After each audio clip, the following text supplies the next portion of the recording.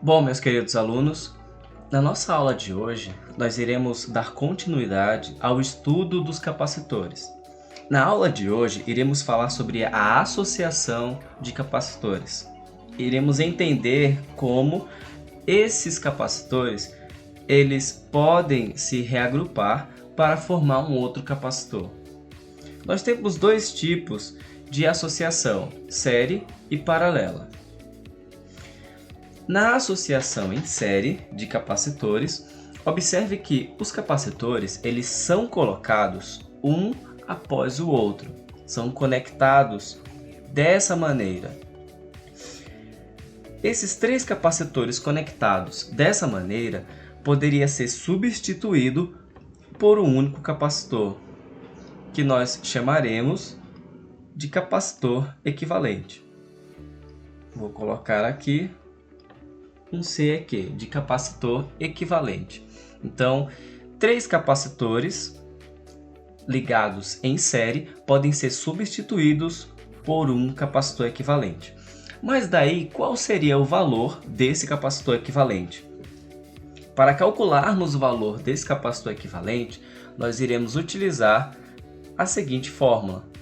1 sobre o SEC é igual a 1 sobre C1 mais 1 sobre C2 mais 1 sobre C3. Então, para podermos encontrar o valor do capacitor equivalente, basta apenas fazer essa operação. Se tivermos apenas dois capacitores, basta apenas fazer a soma de duas frações. Se tivermos 4 capacitores, é só fazer a soma dos 4 capacitores, mais 1 e o C3 aqui. Ok?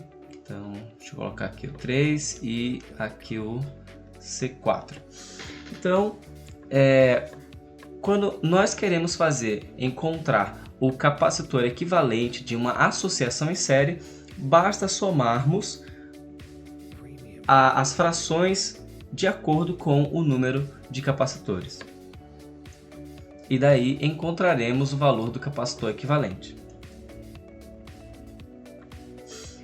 Na capacitância em paralelo, observe que os capacitores eles estão conectados em paralelo. E, da mesma maneira, haverá uma capacitância equivalente. Ou seja, é como se eu estivesse trocando esses três capacitores por apenas um capacitor, que é o nosso capacitor equivalente.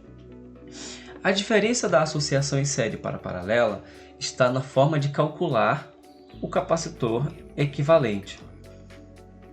Então, o capacitor equivalente da associação em paralelo é apenas a soma dos capacitores conectados.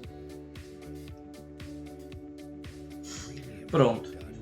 Essa é a forma para calcular um capacitor equivalente numa associação em paralelo. Vamos aplicar as fórmulas dentro de alguns exercícios para entender melhor como funciona essas associações. Vamos lá. Então, olha só, dois capacitores cujas capacitâncias respectivas são de 2 picofarad e 3 picofarad são associados em série, ou seja, esses dois capacitores estão associados em série, um após o outro. Um tem uma capacitância de 2 picofarad e o outro 3 picofarad. Então, determine a capacitância equivalente do conjunto. E nós já vimos que 1 sobre capacitância equivalente, já que é uma associação em série, vai ser o quê? 1 sobre a capacitância do C1, que é 2, mais 1 sobre 3, porque é a capacitância do segundo capacitor. Então, iremos resolver agora essa operação. 1 sobre o capacitor equivalente é igual a 1 meio mais 1 terço, basta que a gente tire o MMC, certo? Que vai dar 6, e multiplicando pelo de baixo dividido pelo de cima, chegaremos a 3 mais 2. Logo, 1 sobre capacitor equivalente é igual a 5 sobre 6. Agora, basta-nos fazer as operações de meios por extremos, ou melhor, já que isso aqui é o inverso do sec, então basta-nos inverter essa fração.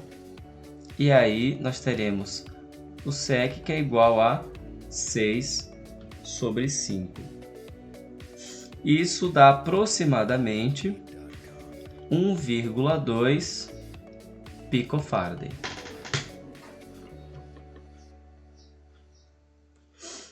Vamos a mais um exercício. 2 capacitores, cujas capacitâncias respectivas são de 3 picofarad e 4 picofarad, são associados em paralelo. Então, vamos fazer a associação em paralelo. Então, aqui está a associação em paralelo. Um tem 3 picofarad, o outro tem 4 picofarad. E a associação o capacitor equivalente da associação é a soma das capacitâncias. Então, o capacitor equivalente é igual a 7 picofarad. Ou seja, o que significa isso? Significa que eu vou pegar esses 2 capacitores e vou trocá-los por apenas um único capacitor com valor de 7 picofarad. Ok? Bom, chegamos ao fim de mais uma aula. Espero que vocês tenham gostado. Qualquer dúvida, deixe nos comentários. E até a próxima. Tchau, tchau.